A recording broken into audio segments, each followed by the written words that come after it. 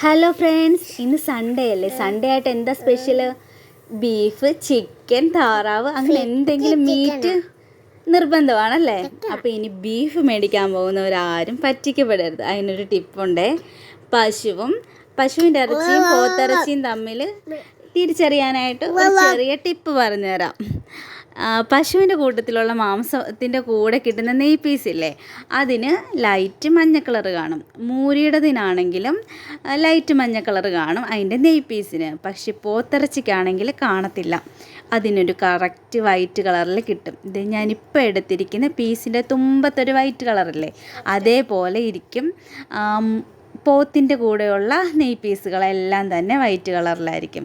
Yellow colour കാണത്തേയില്ല. അപ്പോൾ എൻ്റെ വീഡിയോ ഇഷ്ടപ്പെട്ടിട്ടുണ്ടെങ്കിൽ നിങ്ങളൊന്ന് ലൈക്ക് ചെയ്യണേ.